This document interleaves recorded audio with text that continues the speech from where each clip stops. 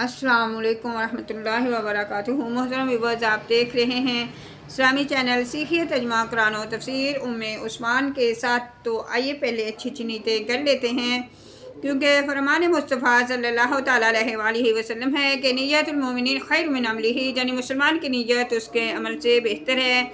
जितनी अच्छी नीयतें ज़्यादा होंगी इंशाअल्लाह हम सवाब भी उतना ही ज़्यादा पाएंगे। तो आइए सबसे पहले हम दुआ पढ़ लेते हैं। अल्हम्दुलिल्लाहि रब्बिल आलमीन वस्सलातु वस्सलामु अला सय्यिदिल मुरसलीन, अम्मा बाद, फ़अऊज़ु बिल्लाहि मिनश शैतानिर रजीम, बिस्मिल्लाहिर रहमानिर रहीम।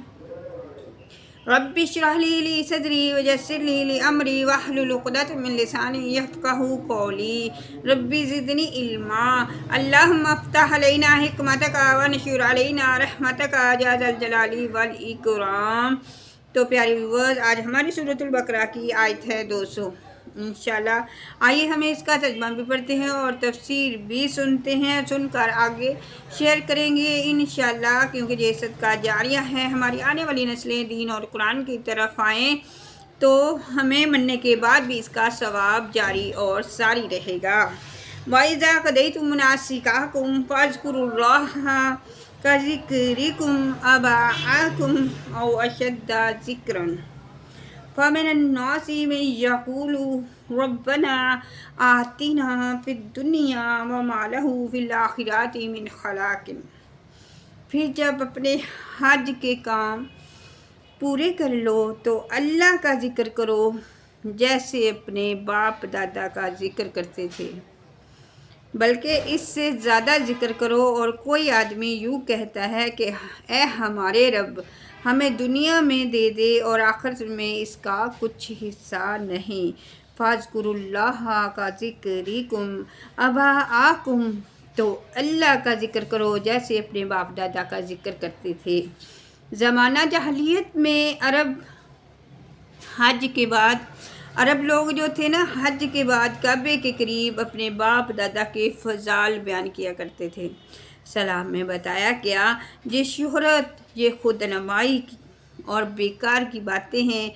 इसकी बजाय ज़ौक़ व शौक़ के साथ ज़िक्र इलाही करो, यानी अल्लाह का ज़िक्र करो। इस आयत से बुलंद आवाज़ से ज़िक्र करना और लोगों को इकट्ठे मिलकर ज़िक्र करना, यानी लोगों को जमा कर अल्लाह का ज़िक्र करना, दोनों से साबित है। क्योंकि अरब लोग अपने बाप दादा का ज़िक्र बुलंद आवाज़ से करते थे और मजमे में करते थे। फ़मिनन्नासि मन यक़ूलु, कुछ लोग कहते हैं। आयत के इस हिस्से और इसके बाद वाली आयत में दुआ करने वालों की दो किस्में बयान फरमाई गई हैं। एक वो काफिर जिनकी दुआ में सिर्फ तलबे दुनिया होती थी और आखिरत पर इनका इत्क़ाद ना था, और इनके बारे में इरशाद हुआ कि आखिरत में इनका कुछ हिस्सा नहीं। दूसरे वो ईमानदार जो दुनिया और आखिरत दोनों की बेहतरी के लिए दुआ करते हैं।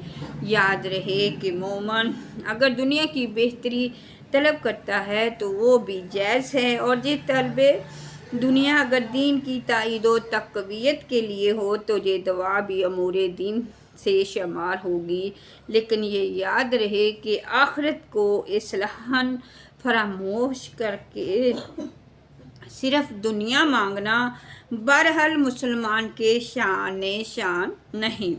दुनिया के तलबगारों और आखिरत के तलबगारों के बारे में अल्लाह ताला इरशाद फरमाता है, मन काना युरीदुल आजिलाता अजल्लना लाहू फ़ीहा मा नशाउ लिमन नुरीदु सुम्मा जअलना लाहू जहन्नमा यस्लहा मज़मूमन मदहूरा वमन अरादल आखिरता वसअलहा सय्यहा वहुवा मुमिनुन फ़उलाइका काना सय्युहुम मशकूरा। तर्जुमा कंजुल इरफान, जो जल्दी वाली दुनिया चाहता है तो हम जिसे चाहते हैं इसके लिए दुनिया में जो चाहते हैं जल्द दे देते हैं। फिर हम نے اس کے لیے جہنم بنا رکھی ہے جس میں وہ مذموم اور مردود ہو کر داخل ہوگا، اور جو آخرت چاہتا ہے اس کے لیے ایسی کوشش کرتا ہے جیسی کرنی چاہیے، اور وہ ایمان والا بھی ہو تو یہی لوگ ہیں جن کی کوشش کی قدر کی جائے گی۔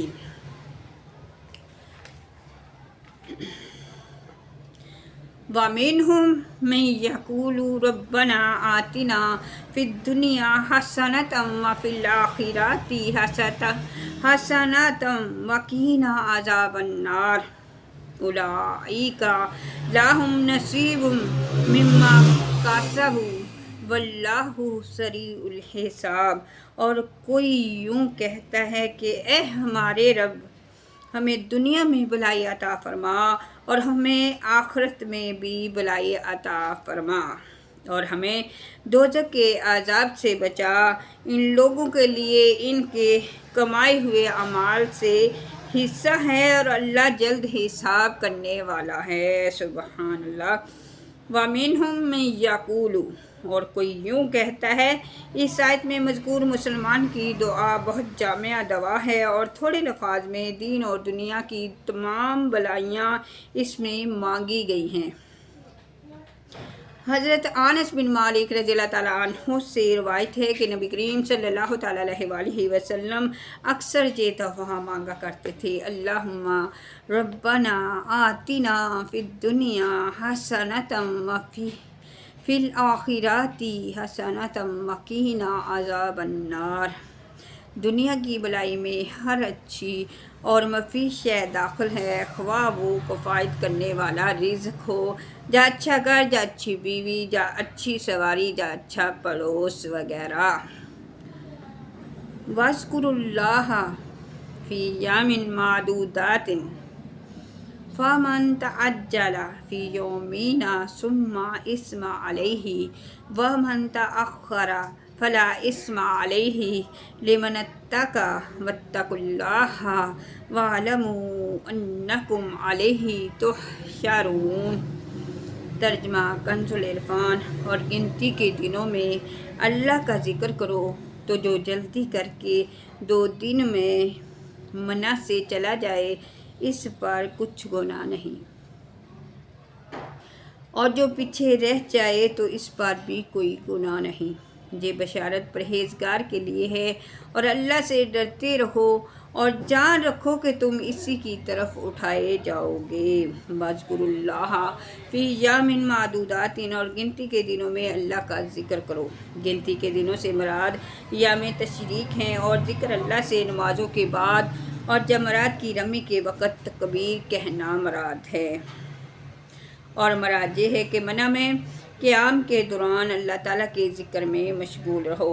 فَمَن تَعَجَّلَ فِي يَوْمَيْنِ، تو جو جلدی کر کے 2 دن میں چلا جائے، 10، 11، 12، 13 ذی الحج، ان 4 دنوں میں منع میں جمرات یا رمی کی جاتی ہے۔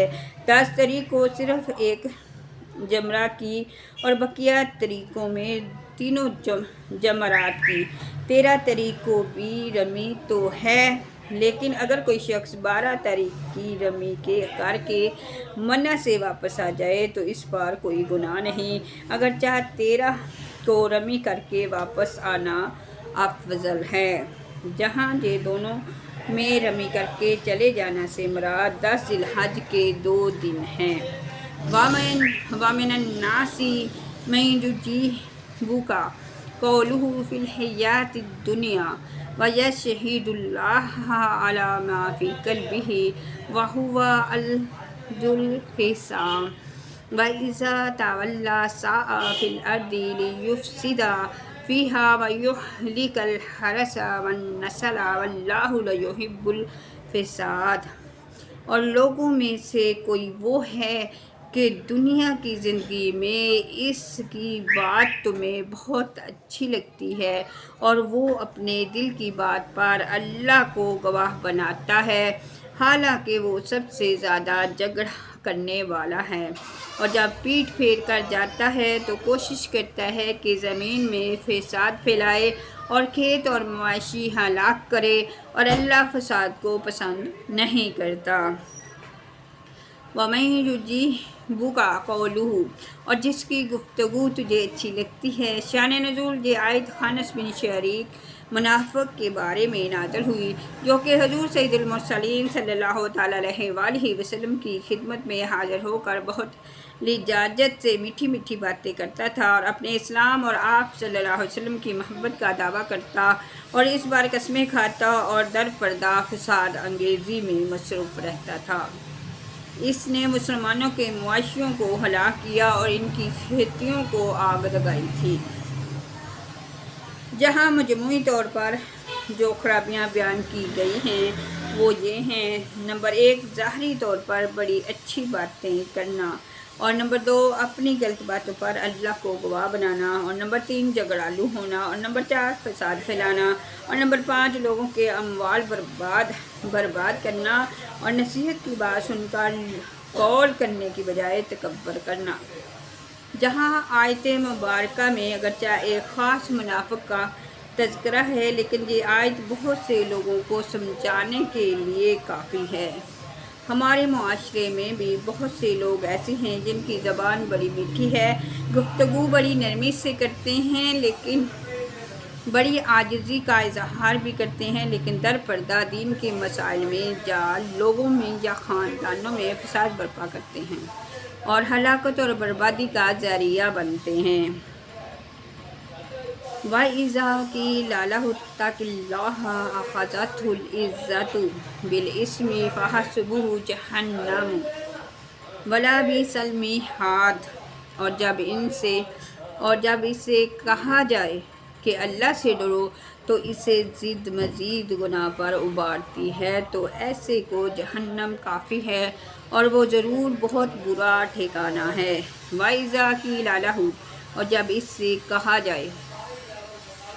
منافق آدمی کی ایک علامت یہ ہوتی ہے کہ اگر اسے سمجھایا جائے تو اپنی بات پر اڑ جاتا ہے، دوسرے کی بات ماننا اپنے لیے توہین سمجھتا ہے، نصیحت کیے جانے کو اپنی عزت کا مسئلہ بنا لیتا ہے۔ افسوس کہ ہمارے ہاں ایسے لوگوں کی بھرمار ہے۔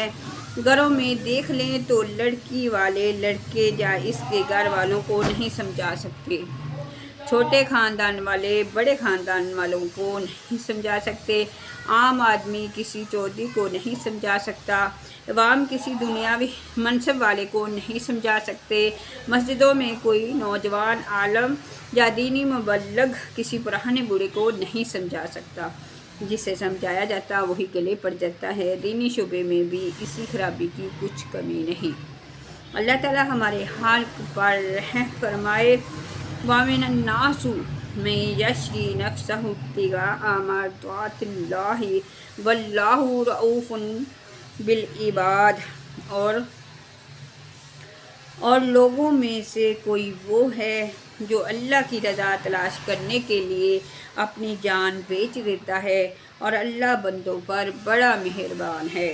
من یشری نفسہ، جو اپنی جان بیچ دیتا ہے۔ شان نزول حضرت صہیب رومی رضی اللہ تعالیٰ عنہ مکہ معظمہ سے ہجرت کر کے حضور پرنور صلی اللہ علیہ وسلم کی خدمت میں مدینہ طیبہ کی طرف روانہ ہوئے۔ مشرکین قریش کی ایک جماعت نے آپ کا تعاقب کیا تو آپ سواری سے اترے اور ترکش سے تیر نکال کر فرمانے لگے کہ اے قریشیوں، تم میں سے کوئی میرے پاس نہیں آ سکتا جب تک کہ میں تیر مارتے مارتے تمام ترکش خالی نہ کر دوں، اور پھر جب تک تلوار میرے ہاتھ میں رہے اس سے ماروں گا، اور اگر تم میرا مال چاہو جو مکہ مکرمہ میں مدفون ہے تو میں تمہیں اس کا پتہ بتا دیتا ہوں، تم میرا راستہ نہ روکو۔ وہ اس پر راضی ہو گئے اور آپ رضی اللہ تعالیٰ عنہ نے اپنا تمام مال کا پتہ بتا دیا۔ جب آپ حضور انور صلی اللہ علیہ وسلم کی خدمت میں حاضر ہوئے تو یہ آیت نازل ہوئی۔ حضور اقدس صلی اللہ علیہ وسلم نے آیت تلاوت فرمائی اور ارشاد فرمایا کہ تمہاری یہ جاں فروشی بڑی نفع بخش تجارت ہے۔ سبحان اللہ۔ یا ایھا الذین آمنوا ادخلوا فی السلام کافۃ ولا تتبعوا خطوات الشیطان انہ لکم عدو مبین، اور اے ایمان والو، سلام میں پورے داخل ہو جاؤ اور شیطان کے قدموں پر نہ چلو، بے شک وہ تمہارا کھلا دشمن ہے۔ ادخلوا فی السلام کافۃ، سلام میں پورے داخل ہو جاؤ۔ شان نزول اہل کتاب میں سے حضرت عبداللہ بن سلام رضی اللہ تعالیٰ عنہ، ان کے اصحاب تاجدار رسالت صلی اللہ تعالیٰ علیہ وآلہ وسلم پر ایمان لانے کے بعد شریعت موسوی کے بعد احکام پر قائم رہے، ہفتے کے دن کی تعظیم کرتے، اس روز شکار سے لازماً جتنا جانتے اور اونٹ کے دودھ اور گوشت سے بھی پرہیز کرتے اور یہ خیال کرتے کہ یہ چیزیں اسلام میں صرف مباح یعنی جائز ہیں، ان کا کرنا ضروری تو نہیں، جبکہ تورات میں ان سے اجتناب لازم کیا گیا ہے تو ان کے ترک کرنے میں اسلام کی مخالفت بھی نہیں ہے اور شریعت موسیٰ میں عمل بھی ہو جاتا ہے۔ اس پر یہ آیت نازل ہوئی اور ارشاد فرمایا گیا کہ اسلام کے احکام کا پورا اتباع کرو، یعنی تورات کے احکام منسوخ ہو گئے، اب ان کی طرف توجہ نہ دو۔ ایمانی کمزوری کی علامت، یاد رکھیں کہ داڑھی منڈوانا، مشرکوں کا سا لباس پہننا، اپنی معاشرات بے دینیوں جیسا کرنا بھی سب ایمانی کمزوری کی علامت ہے۔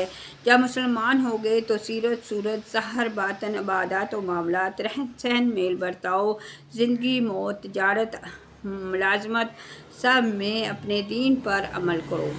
نیز یہ بھی معلوم ہوا کہ مسلمان کا دوسرا مذاہب یا دوسرے دین والوں کی رعایت کرنا شیطانی دھوکے میں آنا ہے۔ اونٹ کا گوشت کھانا اسلام میں فرض نہیں، مگر یہودیت کی رعایت کے لیے نہ کھانا بڑا سخت جرم ہے۔ کافروں کو راضی کرنے کے لیے گائے کی قربانی بند کرنا بھی اسی میں داخل ہے۔ یونی کسی جگہ اذان بند کرنا یا اذان آہستہ آواز سے دینا سب اسی میں داخل ہے۔ فَإِنَّ زَلَلْتُم مِّن بَعْدِ مَا جَاءَتْكُمُ الْبَيِّنَاتُ فَاعْلَمُوا أَنَّ اللَّهَ عَزِيزٌ حَكِيمٌ، اور اگر تم اپنے پاس روشن دلائل آ جانے کے بعد بھی لرزش کھاؤ یعنی غلطی کرو تو جان لو کہ اللہ زبردست حکمت والا ہے۔ فَإِن زَلَلْتُم، پھر اگر تم پھسلو، اس سے مراد یہ ہے کہ واضح دلیلوں کے باوجود اسلام میں پورے داخل ہونے سے دور رہو اور اسلام کی راہ کے خلاف روش اختیار کرو تو یہ تمہارا سخت جرم ہے۔ علم کے باوجود بے عملی جہالت ہے۔ هَلْ يَنظُرُونَ إِلَّا أَن يَأْتِيَهُمُ اللَّهُ فِي ظِلَالٍ مِّنَ الْغَمَامِ وَالْمَلَائِكَةُ وَقُضِيَ الْأَمْرُ وَإِلَى اللَّهِ تُرْجَعُ الْأُمُورُ، اور لوگ تو اسی چیز کا انتظار کر رہے ہیں کہ بادلوں کے سایوں میں ان کے پاس اللہ کا عذاب اور فرشتے آ جائیں اور فیصلہ کر دیا جائے اور اللہ ہی کی طرف سب کام لوٹائے جاتے ہیں۔ حال ينظرون، کس چیز کا انتظار کرتے؟ فرمایا جا رہا ہے کہ دین اسلام چھوڑنے اور شیطان کی فرمانبرداری کرنے والے کس چیز کا انتظار کر رہے ہیں؟ کیا اس کا کہ اللہ تعالیٰ کا عذاب اور عذاب کے فرشتے اتر آئیں اور ان کا قصہ تمام کر دیا جائے۔ تو پیارے ویورز، آج کی ہماری آیتیں اتنی ہی، کل انشاءاللہ ہم 211 آیت سے دوبارہ شروع کریں گے۔ دعاؤں میں یاد رکھیے گا۔ اللہ تعالیٰ ہم سب کا حافظ و ناصر ہو۔ السلام علیکم ورحمۃ اللہ وبرکاتہ۔